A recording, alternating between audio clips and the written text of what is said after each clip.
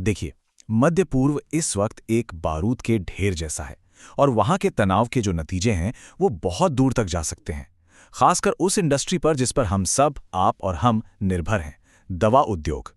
लेकिन सोचने वाली बात यह है कि हजारों किलोमीटर दूर हो रहा कोई झगड़ा हमारी दवाओं की शीशी तक कैसे पहुंच सकता है। चलिए आज इसी को समझते हैं। और ये सवाल सिर्फ जियोपॉलिटिक्स का नहीं है, ये बहुत ही पर्सनल है।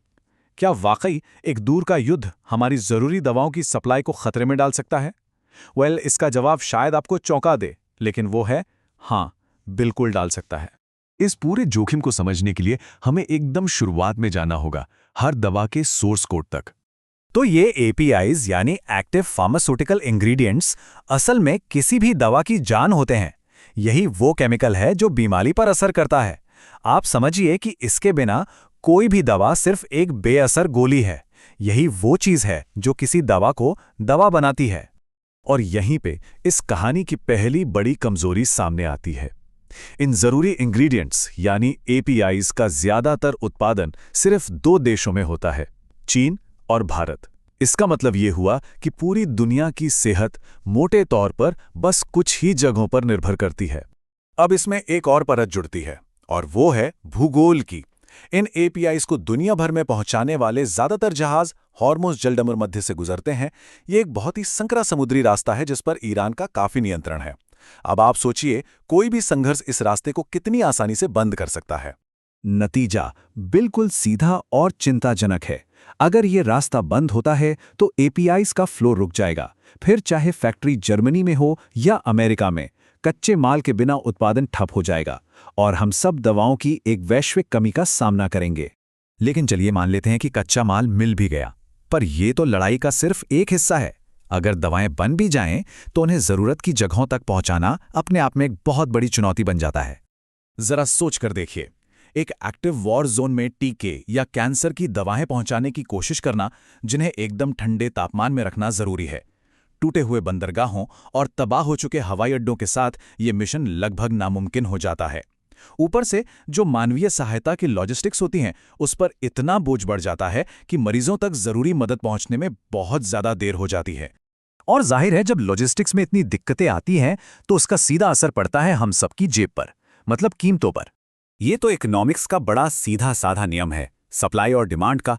जब जिंदगी बचाने वाली दवाओं का कच्चा माल मिलना ही मुश्किल हो जाए तो उसकी कीमत का बढ़ना तो तय ही है। और ये ना एक चेन रिएक्शन की तरह काम करता है। सबसे पहले एपीआई की कमी से उनकी कीमत बढ़ती है।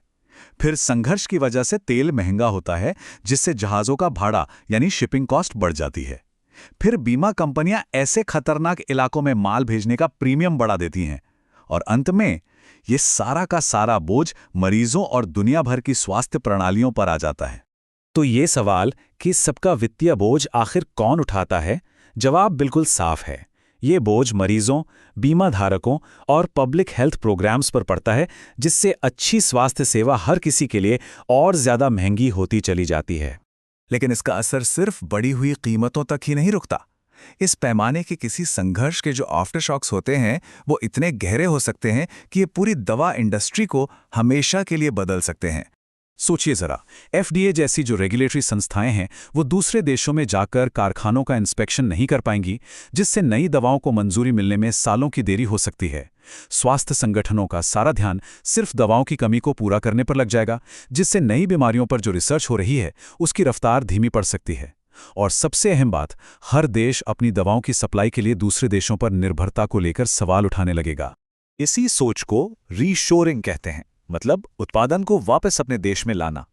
अब इसका फायदा तो साफ है कि आपकी सप्लाई चेन ज्यादा सुरक्षित हो जाती है, लेकिन इसका एक बहुत बड़ा नुकसान भी है कि ये प्रक्रिया बहुत ही धीमी और बेहद महंगी है, जिससे कम से कम शुरुआत में तो दवाओं की कीमतें और भी बढ़ सकती हैं।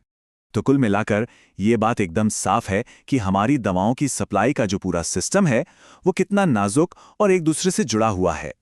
दुनिया के एक कोने में हुआ संघर्ष पूरी दुनिया की स्वास्थ्य व्यवस्था को हिलाकर रख सकता है। और ये हमें एक बहुत ही जरूरी सवाल पर लाकर छोड़ देता है।